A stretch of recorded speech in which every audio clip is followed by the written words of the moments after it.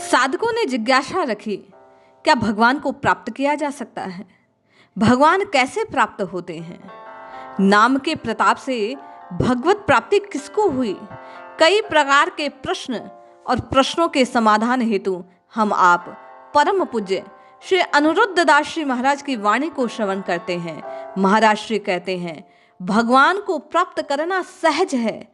ये सभी संतों के श्रीमुख से इस बात का उद्घाटन हुआ कि नाम महाराज की कृपा से अनायास अल्प प्रयास में सहज रूप में बिना किसी कठिनाई के प्रभु को प्राप्त किया जा सकता है।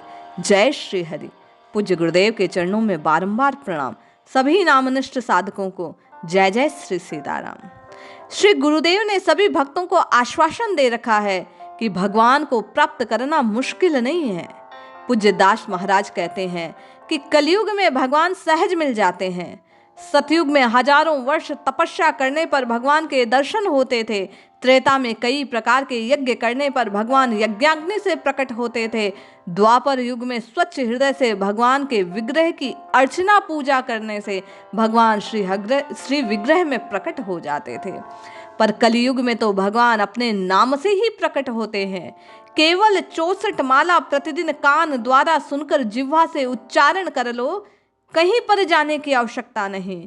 घर के किसी कोने में बैठकर भगवत नाम को कान द्वारा सुन सुनकर भगवान का छद्म दर्शन किया जा सकता है। इसमें पैसा नहीं लगता। सर्दी हो तो कंबल ओढ़ लो, गर्मी हो तो पंखा चला लो। सहज भाव से केवल प्रभु को पुकारना आरंभ रखो। पूज्य श्री कहते हैं कि चंडीगढ़ के श्री दुग्गल जी ने गुरुदेव रेल को चलाने वाले एक गार्ड रूप में नियुक्त थे। भगवान का हरिनाम करते करते उन्हें समय का कुछ ध्यान नहीं रहता। वे तो परम आनंद में डूब जाते थे। भगवान स्वयं गाड़ी में उनकी ड्यूटी किया करते। ये बात लगभग 50 वर्ष पूर्व की है। इसी प्रकार आज से लगभग 500 वर्ष पहले हमारे गुरुवर्ग श्री रूप सनातन, श्री माधवेंद्रपुरी, मीरा, नरसिंह मेहता, कबीर, हरिदास आदि ने हरिनाम जपकर भगवान का दर्शन प्राप्त किया। इसी प्रकार त्रेता युग में महाराज खटवांग ने तो 2 घड़ी में भगवान के दर्शन प्राप्त कर लिए। पूज्य श्री कहते हैं कि केवल और केवल हरि के नाम से हरि का दर्शन किया जा सकता है। पर यह भगवत दर्शन होगा कैसे? श्री कृष्ण अर्जुन को बोल रहे हैं कि रजोगुण से उत्पन्न हुआ ये काम ही बाद में क्रोध का रूप धारण करता है। कभी भोगों में न घाने वाला और बड़ा पापी है। इसको तू इस विषय में वेरी या शत्रु जान, यही तेरे पतन का कारण है। इस काम वेरी को मारकर अर्थात इच्छाओं का दमन कर, संसार की आसक्ति का न होना।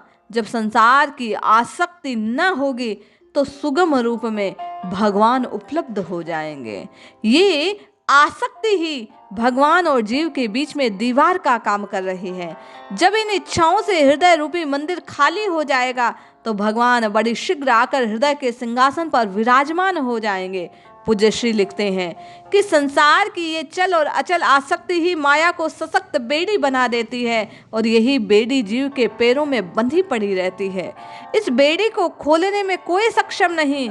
माया की सशक्त बेड़ी को खोलने में श्री नरसिंह भगवान असक्षम है, क्योंकि उनका अवतार भक्तों की हर प्रकार की रक्षा करने हेतु हुआ। माया इनकी दासी है। इस दासी को दूर करना उनके लिए बड़ा सहज है। हर साधक को चाहिए कि भगवान के चरणों में बैठकर हरिनाम की कुछ मालाएं उच्चारण पूर्वक कानों से सुनकर, पूज्य श्री बार बार कहते हैं कि नाम का उच्चारण तेज स्वर में करें, जिससे कानों द्वारा वह रस पुनः हृदय में उतर पाए। यह परम आवश्यक है। नामजप की विधि की ओर बार बार संकेत करते हुए पूज्य महाराज श्री कहते हैं कि परम आवश्यक है कि प्रारंभ में नाम को उच्च स्वर से गाते हुए, पुकारते हुए, कानों से श्रवण करने योग्य ध्वनि से नाम को पुकारा जाए, जिससे भगवान हमारे विघ्नों का विनाश कर भक्ति मार्ग में आने वाली बाधाओं को दूर कर शुद्ध भक्ति हमें प्रदान करे। ये नाम हृदय में कान के द्वारा उतरने से हमारे पापों को दूर कर देगा। जिस प्रकार ताली के स्वर से वृक्ष पर बैठे पक्षी उड़कर डरकर भाग जाते हैं, उसी प्रकार हरिनाम की ध्वनि से भीतर बैठे पाप रूपी पक्षी भी हृदय को छोड़ जाएंगे। हृदय खाली होगा, और जब खाली होगा तब वहां भगवान का प्राकट्य होगा। उनका आविर्भाव भक्तों की रक्षा को हुआ। रात को सोते समय, प्रातः उठते समय, दिन में 2 बार निश्चय पूर्वक भगवान की स्तुति करनी चाहिए, भगवान को पुकारना चाहिए। बार बार ऐसा करने से भगवान निश्चय ही भक्त के क्लेशों को दूर कर उनके सामने प्रकट हो जाते हैं। सभी 11 इंद्रियों को भगवान की सेवा में लगाने से इसी जन्म में भगवत दर्शन होते हैं। प्रश्न उठता है कि इन 11 इंद्रियों में उपस्थ इंद्री भी आती है, यह इंद्री भगवान की सेवा में कैसे लगे? तो इसका उत्तर है कि ब्रह्मचर्य का पालन करने से, कीर्तन में नृत्य करने से उपस्थ इंद्री भी भगवान की सेवा में लग जाती है। इसकी सेवा तो अन्य 10 इंद्रियों की सेवा से अधिक है। जिह्वा द्वारा पेट को रूखा सूखा आहार कम मात्रा में देने से यह इंद्री भी सेवा में लग जाती है। कम आहार से मन की चंचलता कम होती है, शरीर स्वस्थ होता है। मोक्ष का द्वार ये शरीर है। शरीर बिगड़ जाने से साधन का मन नहीं लगता, साधक साधना कर नहीं पाता। पेट से रसेंद्रिय का सीधा संपर्क है। गुरुवर्ग रात में भोजन नहीं करते, 2-3 बजे जगकर हरिनाम का स्मरण करते हैं। प्रातः काल 7-8 बजे स्नान करने के बाद संध्या वंदन करते हैं। साधक को उनके अनुगत अपना जीवन बिताना चाहिए।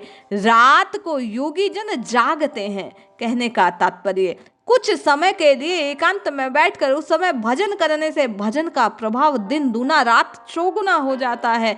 उस समय किसी प्रकार की कोई विघ्न बाधा संसार की ओर से उत्पन्न नहीं होती। अपनी नींद को वश में करके, मन को वश में करके, आहार को वश में करके अष्ट विकार दूर हो जाते हैं। साधक बिलक बिलक कर रोने लग जाता है, भगवान से उसका संबंध जुड़ जाता है। संबंध का ज्ञान उसे भाई, माता, पिता, पुत्र, सखा रूप में होने लगता है। हृदय में वह उसे बैठा लेता है। ऐसा करने से, भगवान से संबंध जुड़ने से भगवान के प्रति भाव पुष्ट होता है और भगवत प्राप्ति सहज हो जाती है। पूज्यश्री कहते हैं, अब ध्यान देकर सुनिए। जब आप भगवान का दर्शन करने मंदिर जाते हैं तो इन चर्म नेत्रों से दर्शन नहीं, जड़ दर्शन भी होते हैं। असली दिव्य दर्शन तो हृदय के भाव नेत्रों से होते हैं। मूक प्रार्थना ही दिव्य होती है, जिससे भगवान के नैन चलते हुए मूक प्रार्थना का जवाब देते हुए भक्त को अनुभूत होते हैं। जब ठाकुर जी के सामने जाएं, जब राम जी के सामने जाएं तो सभी नृत्य करें। नृत्य हृदय से नहीं, शरीर से होता है। अतः किसी को पुलक और अश्रुपात नहीं होता। ठाकुर की सेवा में मन नहीं तो वह सेवा तो बनावटी है। सेवा प्रेम सहित हो, पल पल तन तन रोम रोम पुलक हो जाना चाहिए। नित्य प्रति हरिनाम को जपते रहिए, रटते रहिए। ये सहज साधन है। कलयुग माही बड़ी कृपा की गई भगवान द्वारा। नाम रूपी ये धन सबको सौंप कर स्वयं को खरीदने का एक अवसर दिया गया। तो हम आप प्रभु को बारंबार पुकारकर इस नाम धन को अधिक अधिक और अधिक इकट्ठा कर भगवान की प्राप्ति का प्रयास करें। हरि दर्शन की अभिलाषा को पूर्ण करें।